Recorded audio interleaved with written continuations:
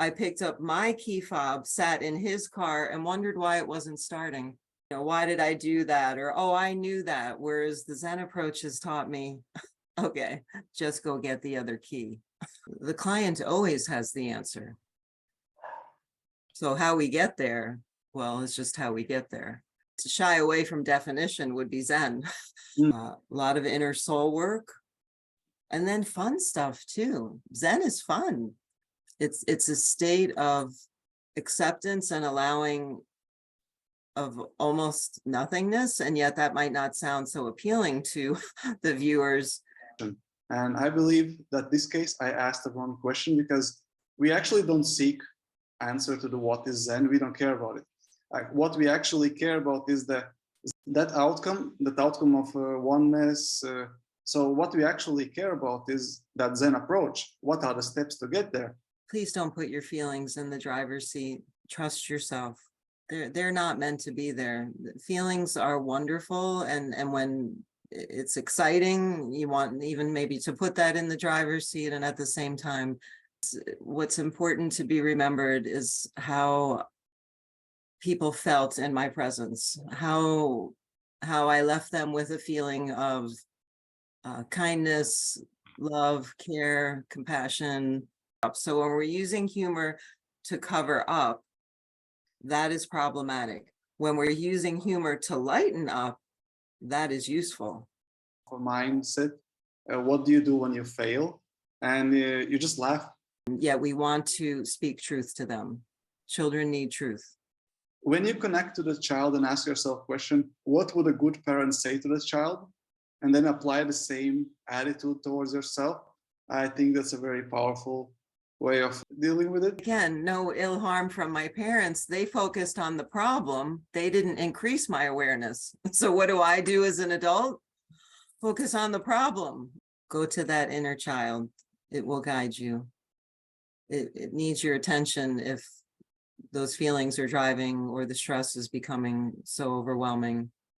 There's something inside that I want you to listen to. Good questions get good answers. And sometimes we just ask the wrong question. Thank you for this magical moment. I appreciate you for, this is again what I love about life. Get out in it, because unexpected things are going to happen, and that's not to frighten you. That's to enlighten you.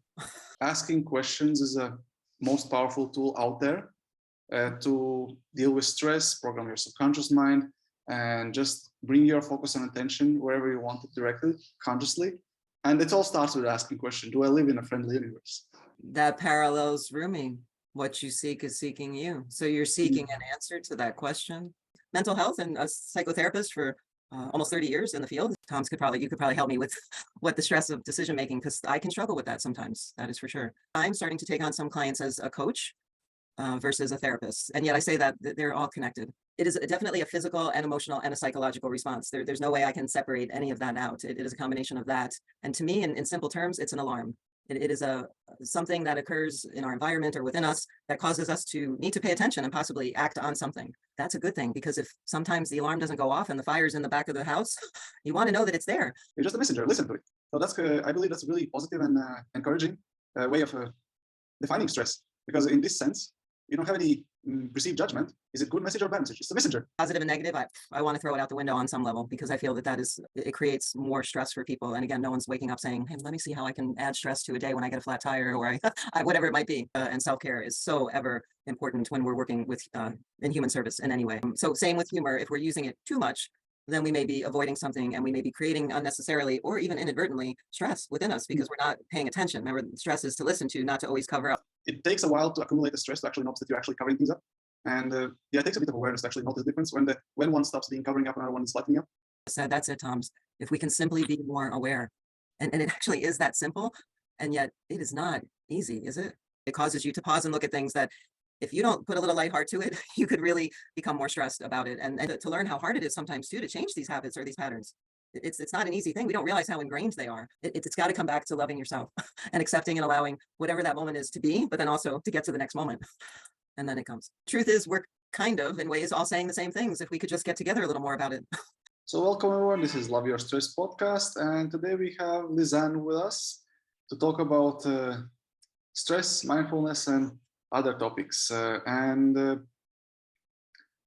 quite often people introduce, like host podcast introduce other person with the achievements or whatever. And I actually don't like that kind of approach. So I rather let you introduce how would you like to be known, or what would you like to be remembered for? So it kind of makes a blank slate. And from the day on, you can decide who you are and who you want to be. So what are the person you want to be remembered as, Lizanne? Well, first of all, thank you for having me today. And what a wonderful and challenging question, because it is first thing in the morning for me. And wow, that's a big one. So I will say, for me, Tom's, what's important to be remembered is how people felt in my presence, how I left them with a feeling of kindness, love, care, compassion, really about a feeling. So I'm in my legacy world. It's not about what have I done and left here so much as how I've changed someone's life, maybe in a small way and just in a positive way in some way.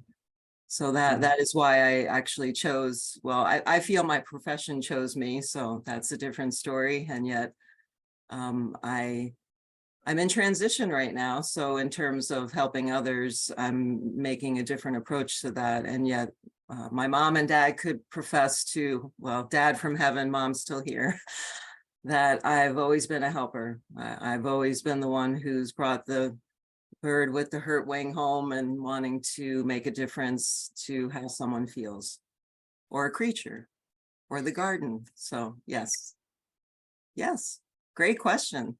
Thanks for inspiring me. And now you just mentioned that you're switching between careers. What are you switching to? Well, I had a wonderful opportunity during the pandemic to realize how stressed I was in ways unbeknownst to me, because as human beings, although when we hear that word beings, we are a lot of doings. And it occurred to me what I was doing, although it was helping others, that is true. It was becoming something that was a challenge to me for different reasons. And so through that and through LinkedIn, I came upon Rashad Ahmed, and very nervously, that was a little stressful moment. Rashad seemed to be this, to me, in my view, and I feel stress is a perceptive thing as well, that he had so much to offer. And at that point, I was feeling less than. And yet that would be the perfect person to go to when you're feeling as if you need to fill up a little bit. And so, yes, I reached out to him, and through, again, a gathering, a group of people internationally, which was again wonderful in the pandemic, to connect with people who too were looking for something that was missing in their life. I would say that would be the general theme, whatever that was for them and whatever prompted them. And through that, I realized the approach of Zen, and then took a master class, and started with a 21-day, did the master class, and in turn, I did join a coaching class with a few other of our peers. And so I'm mental health and a psychotherapist for almost 30 years in the field, and now looking at expanding that, helping and caring for others and serving in a new way. So I'm not dismissing all of the years of wonderful efforts in that realm, and I still remain doing that. So I'm really, sometimes I can be a little bit turtle-like in my process, and you could probably help me with what the stress of decision making, because I can struggle with that sometimes, that is for sure.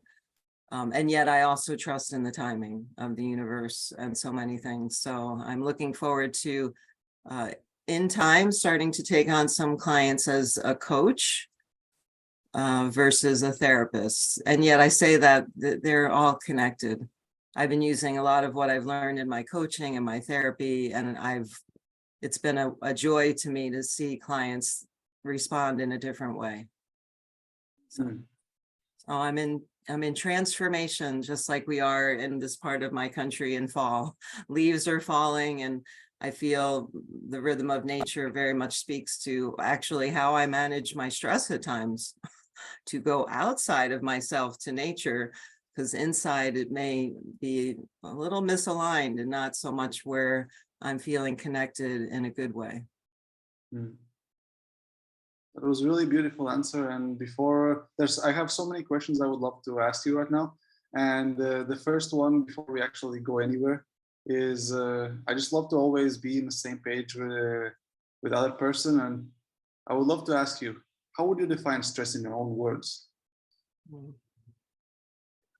Well, of course, I've been pondering this, knowing that this might be a question, and I love words, and yet I want to keep it simple. As far as stress, in my own words, it is definitely a physical and emotional and a psychological response. There's no way I can separate any of that out. It is a combination of that.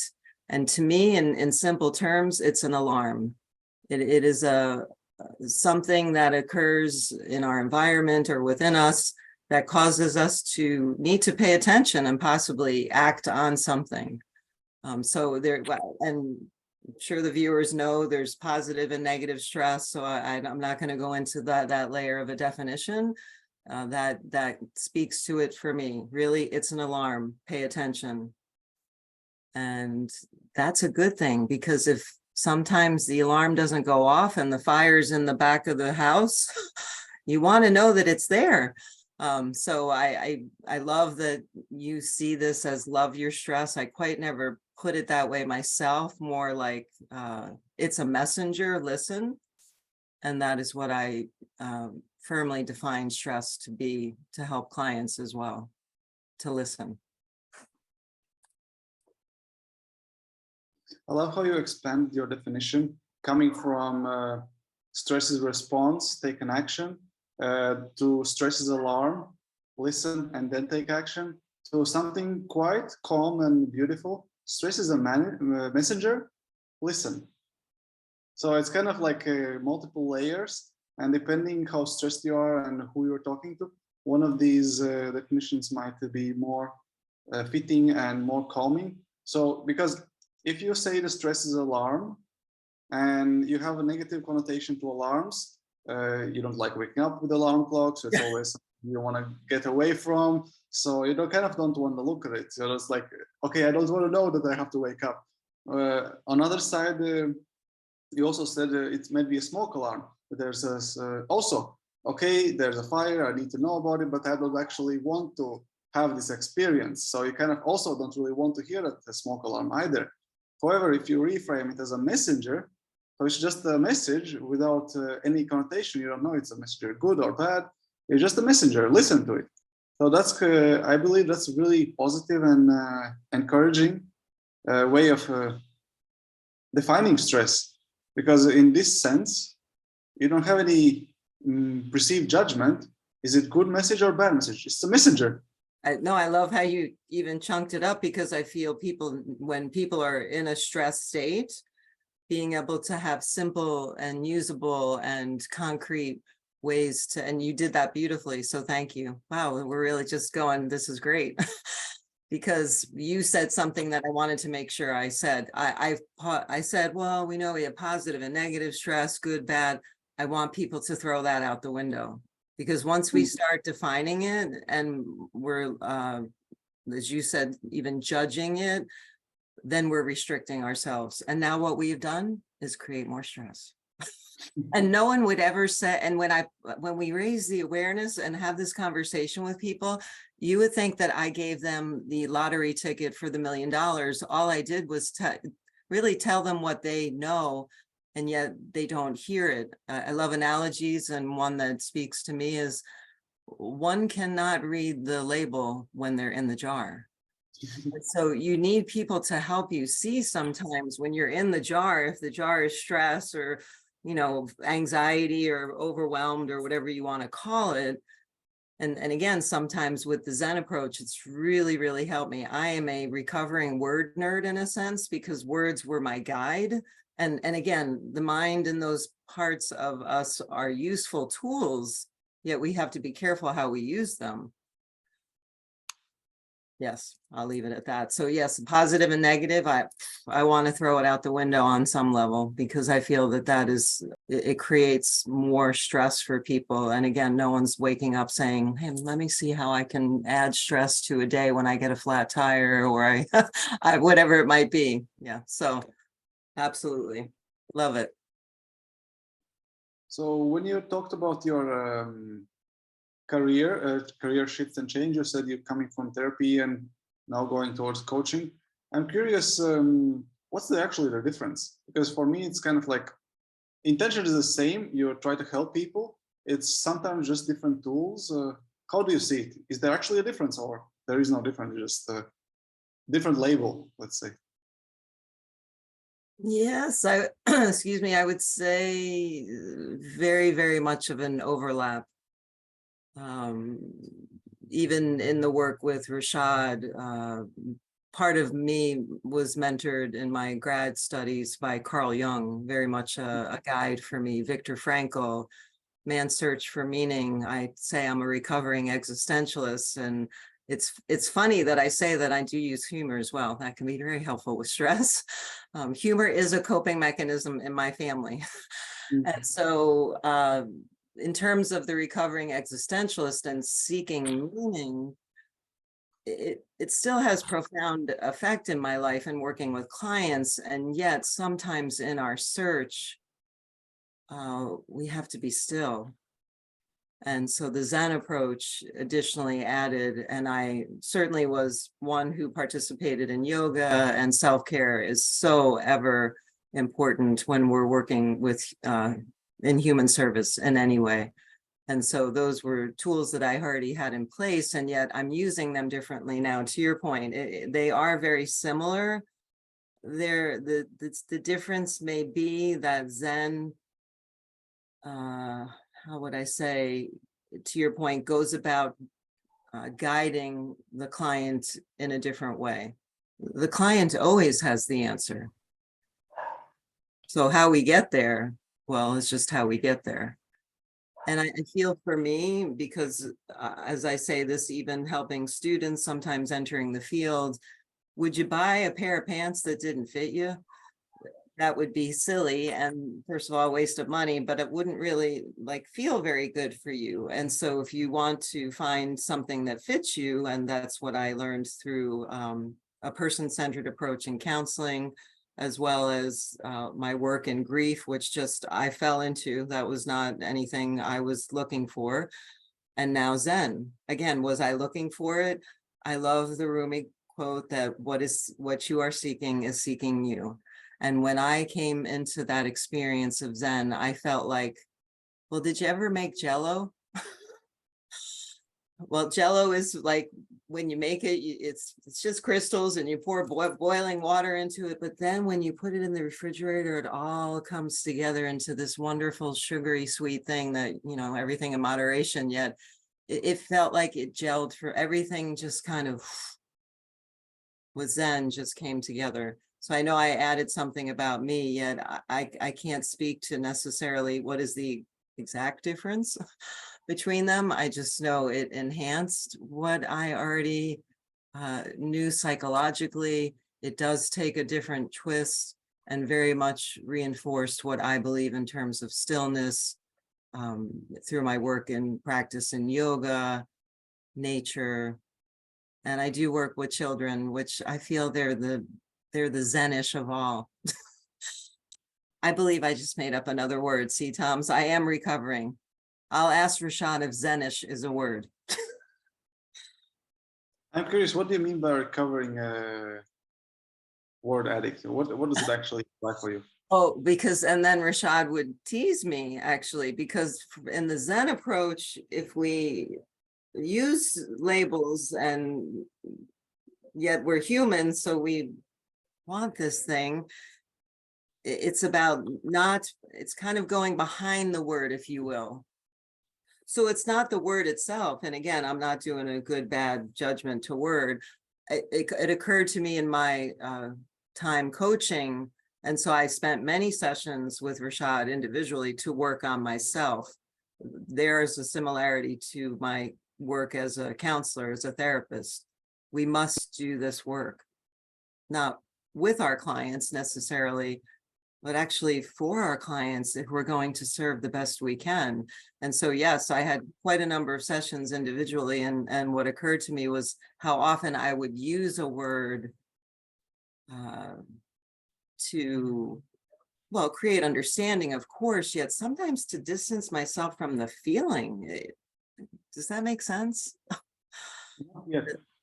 Okay, so so for me, it's important to be aware of that. It's not that my words are, again, good, bad, right, or wrong. It's how they are producing something that maybe I'm using to avoid pain or to avoid truth, or at which that's not so much my style yet with working with clients, being aware of that. And I was aware, like I said, I like making up words. I remember when I said to my mom, well, like, who decided this is a chair? Like, I was a bit of a spunky kid in ways that way in my evolution. And she was, what do you mean? And I, well, like, who named it? Right. I think I was like 9. And she goes, oh, there's this field called lexicography. And I'm like, what? Because there's a word. I'm like, what's that? And she said, well, the lexicographers, they come up with words. And I was like, oh, that's what I'm going to be when I grow up, which, didn't happen. And so that just speaks to my fascination with words, because I wanted to know why they named it a chair. That's the existentialist in me. Why? So my why has become what for. All of it is within me. None of it, I don't discard who I've been. It's all who I am. And now I'm something more. And that is really, for my own self, if I was leave to myself a legacy, it would be, I'd want to believe that each day I just learned a little more, became aware of a little more, helped a little more. Yeah. It's always about more, Tom's. How's that sound? That sounds well. And more ice cream? No. Huh? More ice cream. No, I'm done. No. See, humor. That's what. Yeah. I have a couple of questions I want to follow up on. I was about to ask someone else, but you brought up humor. So you mentioned it is a coping strategy, or I believe that's quite an efficient way of coping with things, humor. Could you tell me like the goods and bads of this kind of because I can imagine it's a really nice stress relief and not to get too serious. And I just want to get a couple of examples how using humor can be a good thing and how it can also bite you in the butt. Okay. Well, let's start with biting in the butt. We'll start with the part that maybe can be a little challenging when we're using humor too much. So I feel in general, any choice of a way of coping, I mean, even exercise, yes. I watched my sister pour herself into exercise to a point where she became obsessive, right? So, so same with humor. If we're using it too much, then we may be avoiding something and we may be creating unnecessarily or even inadvertently stress within us because we're not paying attention. Remember, stress is to listen to, not to always cover up. So when we're using humor to cover up, that is problematic. When we're using humor to lighten up, that is useful. You asked for examples, so let's see, covering up. Well, I'll just go right to something that, because I work in the field of grief and loss, and so work with people where the shock level of what they're going through at times, it is too much. So denial, I feel, gets a bad rap. Sometimes people do slip into layers of denial, not avoidance, in an effort to cope because it's too much. And so to pay attention to one aspect of it, yeah, now here using the humor part, if in that process of trying to kind of comfort and protect myself from the too much, if I'm using humor all the time, then I'm going to struggle, and I may actually develop anxiety, depression. That, again, that would not be the goal. And certainly to use humor, how would they do it? Well, so I work with children, as I said, and maybe instead of dealing with daddy's death, they play a game with it. And again, children will do this, and so we do want to follow them. I don't want to say that's a bad thing. Yet we want to speak truth to them. Children need truth. And so to use humor too much, again, that would be where it's a negative. To use it in a healthy way would be, let's say we're at the funeral, right? And these are children. You want to have a room where they can play and have some fun and relax. And maybe that's not specifically like humor or laughing about it. Yet sometimes we're a little too serious in these places where we need to lighten the load. And I would say maybe more the word joy speaks to me more than humor, in terms of that experience, that life is full of all kinds of feelings. And so we never want to give one way of coping, and in this example, humor, too much of the energy, if you will, towards what, excuse me, towards what we're trying to respond to. So you have to be really aware. Humor also in a negative way can hurt people. So people can sometimes say something in an effort to be joking about it. And I imagine many of the people listening have had those moments, even with good friends. Oh, I was just joking.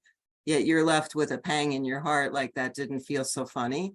So we have to be careful when we slip into also ways of being funny that really don't speak to other people. It could be more in the sarcasm realm, and that's not always funny.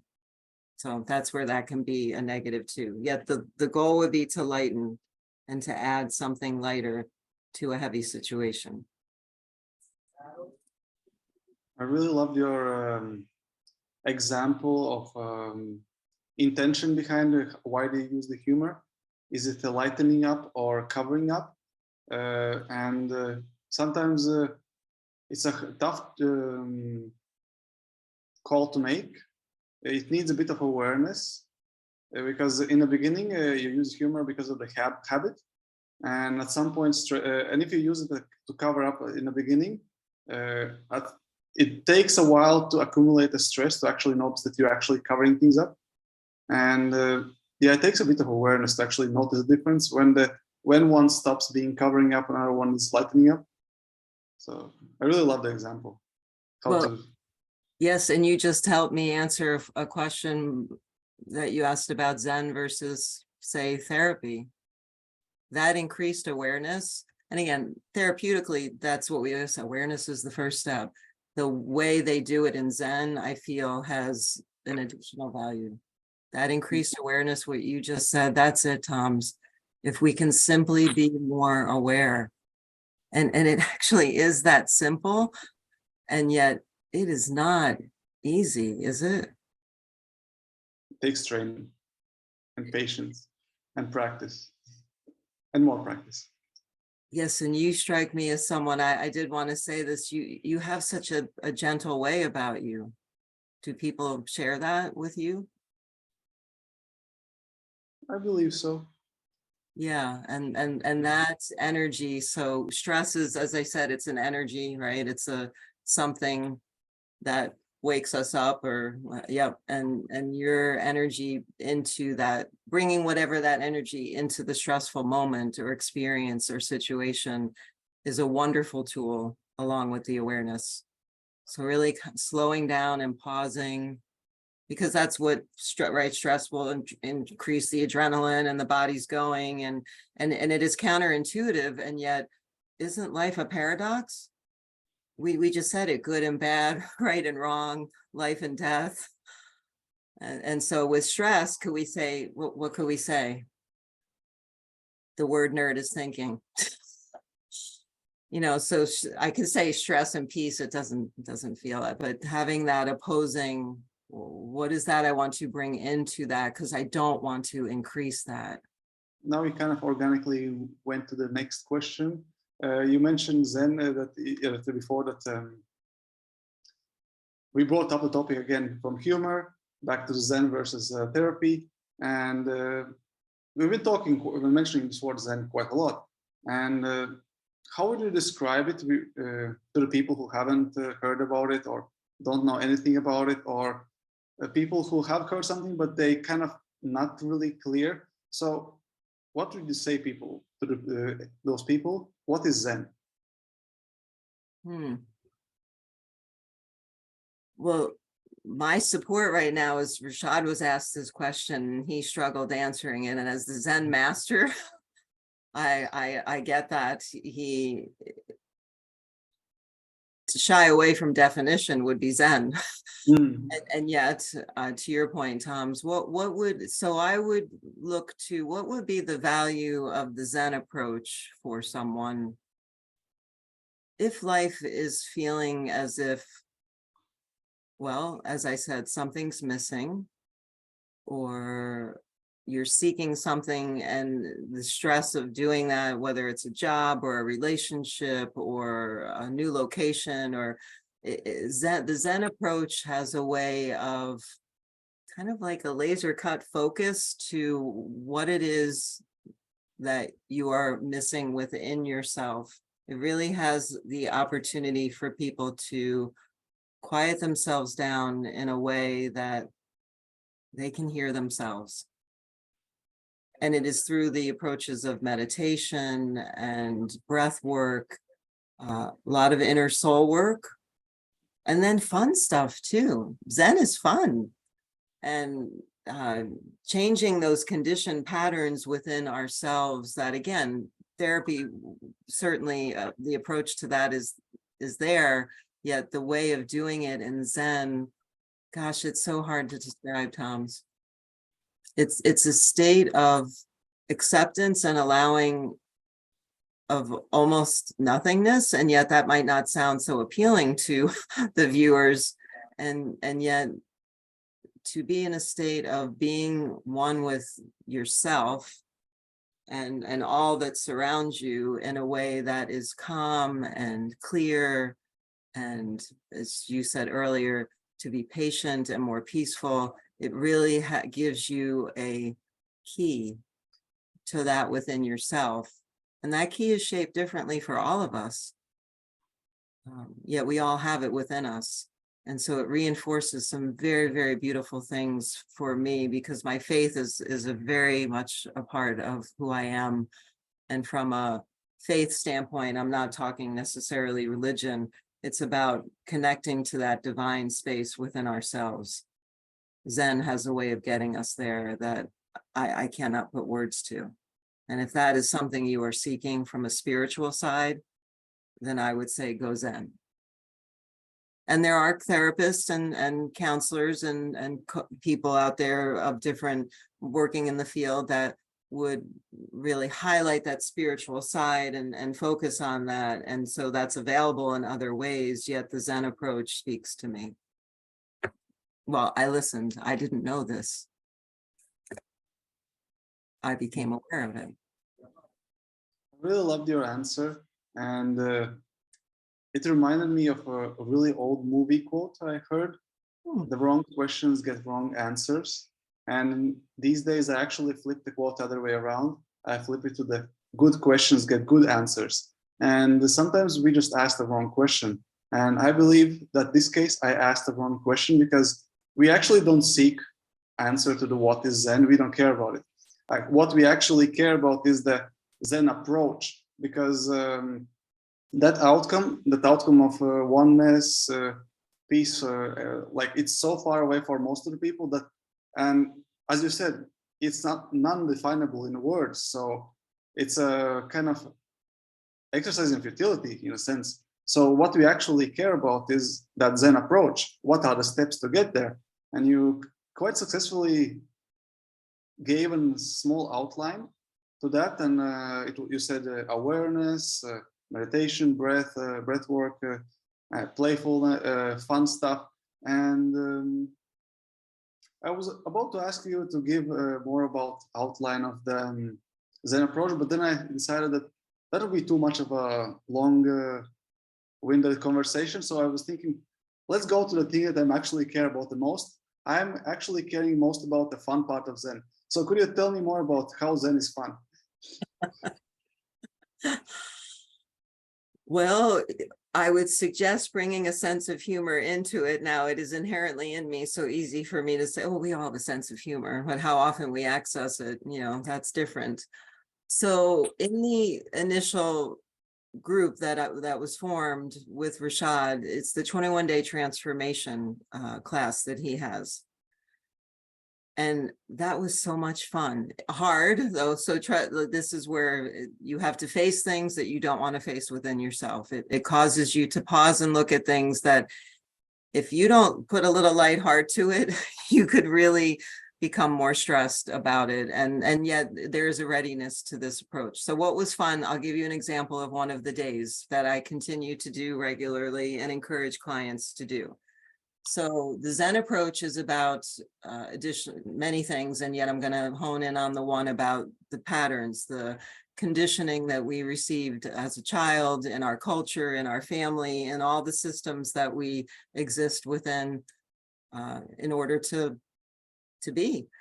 And so in an effort to undo some of those patterns, and I learned this at neuroplasticity in the brain, where we, there's the grooves, and, to simplify it, we can create new grooves.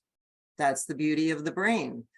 And so what we did was, it was do the opposite. Remember when for children, they can wear the opposite or whatever they did, like the mixed up day. I love that day for kids because it shows them that you can be different. And on this day of Zen, what you do is, if you usually brush your teeth with your right hand, do it with your left. If you, I don't know, get a cup of coffee in the morning, have tea, do the opposite, even not necessarily in a bad way though, don't hurt yourself. But at the same time, yeah, change directions.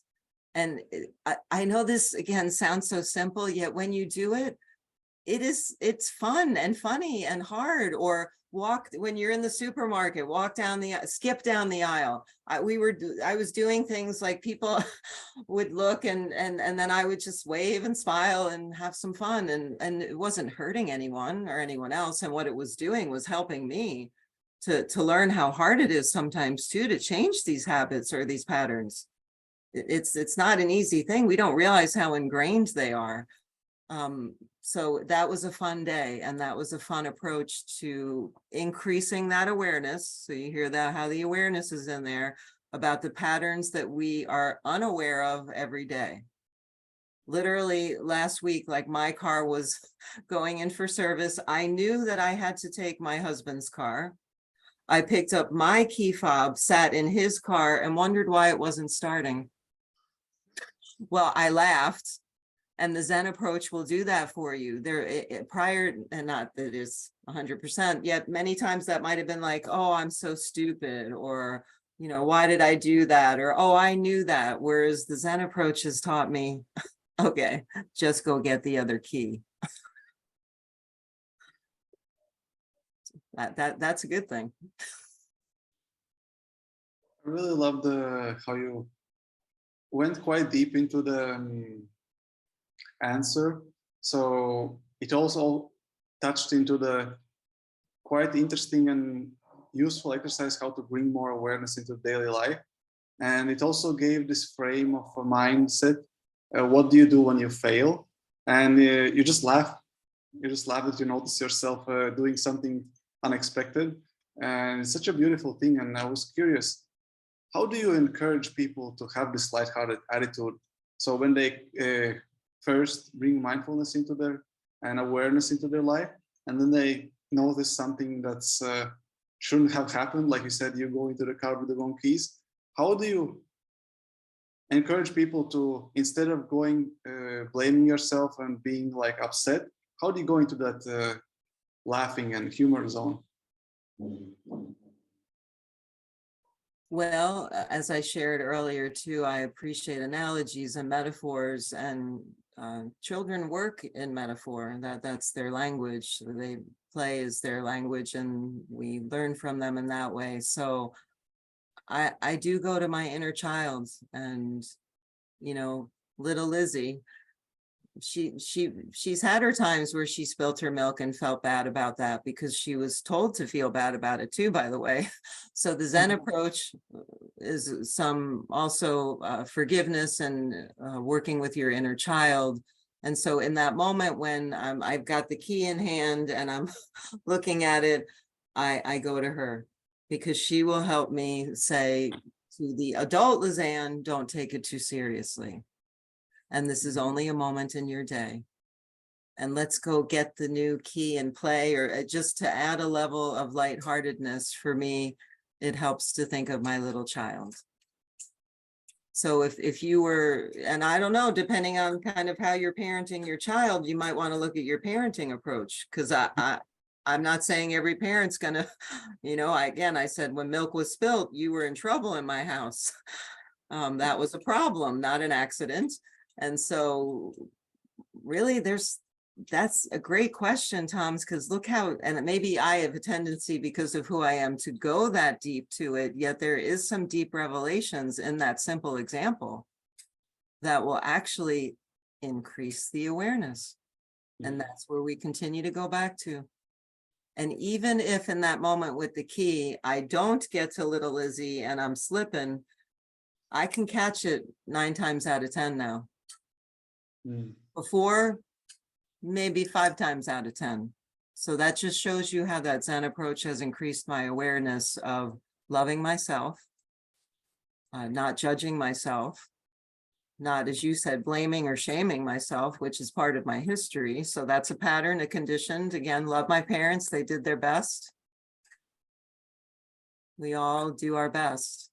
And that is another thing that kind of became a little bit more in the pandemic for me. That is a go-to for me when I am struggling with people's behavior, my own.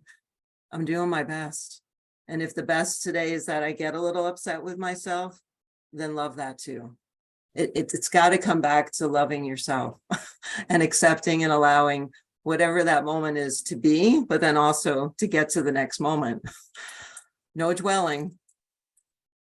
Stress would potentially like you to dwell in it. So we can't increase it. See, feelings want to be increased. That's the way I pretend I play a little game with it. It's like, if you're, as a person, do we want to be diminished and less than? I just said, we can feel that way.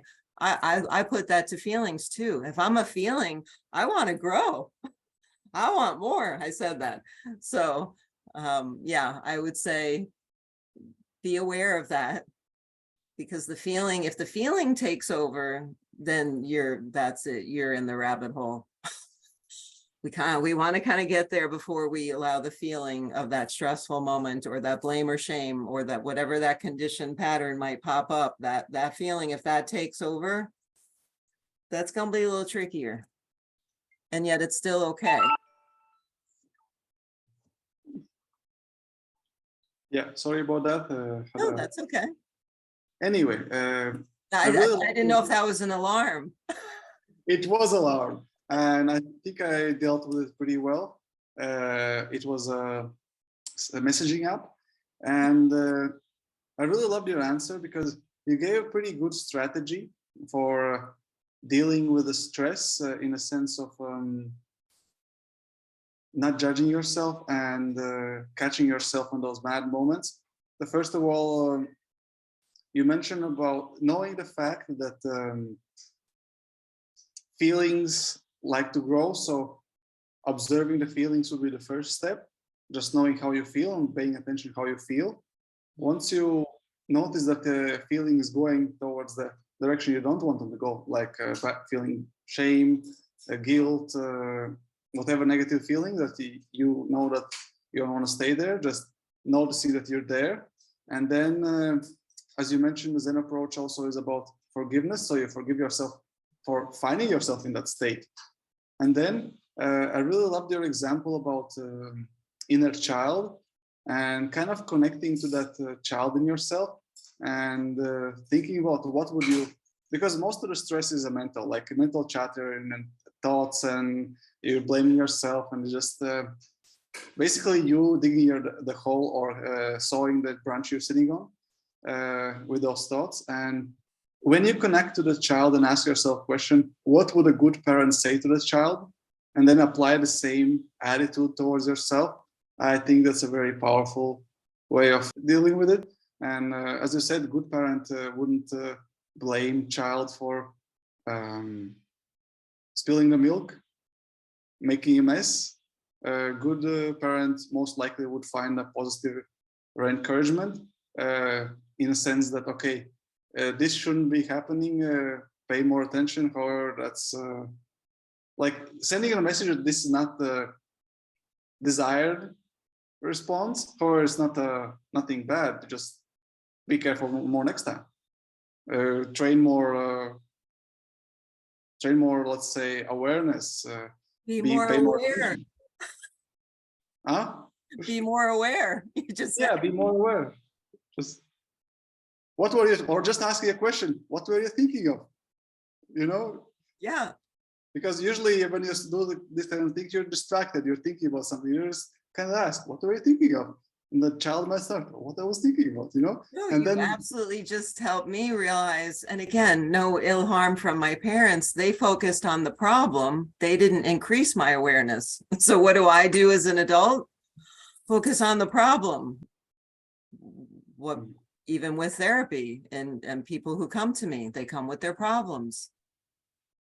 And so in this moment, I feel very actually grateful for my parents in a different way. I'm not blaming them that, oh, because they went to the problem, I didn't get to increase my awareness. I'm not in control of that. There's a universe that is here to support my evolution as well. And I do trust that. So I learned about problems. Well, that got me to help people with problems. And Tom's, I didn't even realize that till we talked about the spilling the milk, which is what I love about life. There's something to learn every day. Yeah, I also love that I've been programming myself to notice magical things in my life. And as I program my brain to notice these things, I actually notice them more and more. So I'm not able to say with 100% certainty that magical things didn't happen before.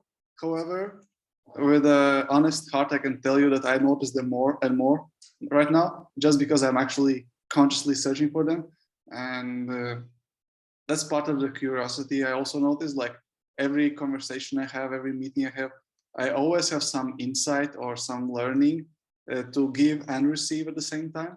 So it's very magical in that sense. Thank you for this magical moment. I appreciate you for, this is again what I love about life. Get out in it, because unexpected things are going to happen, and that's not to frighten you. That's to enlighten you. And another thing you mentioned twice already, and that's how my brain works. When I hear a pattern, I try to kind of analyze what does it mean, what's the big message. And the pattern I recognized just right now that brought to my attention was having a faith in universe. And to that I have something, because I believe that asking questions is a most powerful tool out there to deal with stress, program your subconscious mind, and just bring your focus and attention wherever you want it directly, consciously, because I'm also really interested into mind control and awareness. And as I said, questions is an amazing tool because mind loves questions and mind loves finding answers. And there's no better way of directing mind to solve a problem that you want solution from. And one of those questions I love to ask myself is, do I live in a friendly universe? Do I believe that universe is friendly? And if you keep asking that question, your brain keeps searching for evidence that, yeah, I actually do live in a friendly universe. And as you keep affirming that, and as you keep finding evidence, you have more faith in whatever happens. That means you have less stress, because you know whatever happened right now, flat tires, spilled milk, whatever, automatically your brain comes up, yeah, but probably that was meant to be. And as the day goes by, you kind of let it go at that moment when you have stressed. Okay, flat tire, I'm gonna deal with it, it's all fine. And as the day goes by, you notice that, oh, there's an accident further on. Maybe I was not meant to be driving at that moment, and a flat tire saved me. So two bad things kind of turn into the one good thing. Oh, so, and it all starts with asking question, do I live in a friendly universe? I love that. That parallels rooming. What you seek is seeking you. So you're seeking an answer to that question, and then it comes. I really also love that quote. However, I know it from slightly different words, using different words. What I want wants me back. It's the same idea, it's just different words expressing the same principle. I think that might be more the correct translation. Yeah.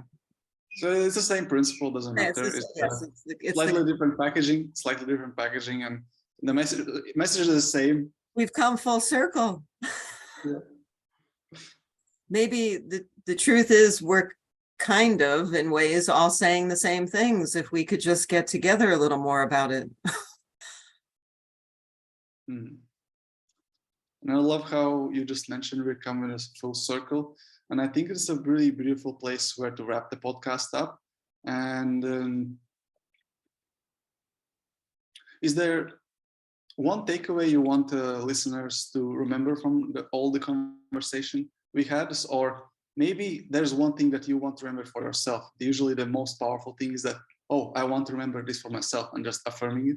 So what would be the one or maybe two things that are most impactful for you?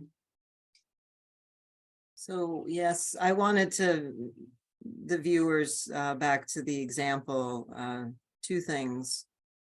One, please don't put your feelings in the driver's seat. They're not meant to be there. Feelings are wonderful, and when it's exciting, you want even maybe to put that in the driver's seat, and at the same time, trust yourself. Go to that inner child. It will guide you. It needs your attention if those feelings are driving or the stress is becoming so overwhelming. There's something inside that I want you to listen to, and it may require you to get quiet and to pay attention in a way you never have before, yet it's possible. So I want you to know, yep, that it's possible to love your stress and to rise above these circumstances and really find that within yourself that will guide you. And that's my takeaway in a sense every day when I get confused or mixed up in that, to go back to loving and allowing and trusting. It's a pretty good chain of values or principles to keep on searching for: love, trust, awareness, and all that chain just brings you a bit more lighthearted. And as you become more lighthearted, it's easier not to put emotions in the driver's seat. And even if you do, you don't really crash that much either, because it's a bit more positive. And as we finish here, the final question that I want to ask you is, what's the best way for people to reach out to you? And do you have any specific people you like to help the most? Or any specific things you like to help people the most? So if you have any specific people that you want to reach out, that we welcome. Or if someone really resonates with your message, what's the best way to reach out to you and find you? Yeah, so the best way is through LinkedIn. That's true. So through my LinkedIn profile, I don't know if you can pop that in the post when you send that out. That would be the simplest way. Population wise, I really do work with all ages, and yet not as much the younger children at this point. So the tweens, the teens, and everywhere above. I mean, right now I have a 78-year-old client on my caseload, and I have a 11-year-old. So in terms of age-wise, and in terms of issues, I mean, I'm trained in trauma and grief, and yet, again, through the Zen approach, it's whatever your issues are, I'm open to hearing them. And for me, if it's not a fit, then for sure, you find what's going to fit you. So reach out if you feel to have a conversation, and then we'll go from there. That's a beautiful answer. Just reach out and see if there's a fit. And if not, there's other opportunities out there. Mm-hmm. So thank you so much, Lizanne. It was really beautiful and fun conversation. And thank you. Thank you, Thomas, for having me and for enlightening me to myself. I'm grateful for this time with you to know myself more as well. So thank you. Thank you.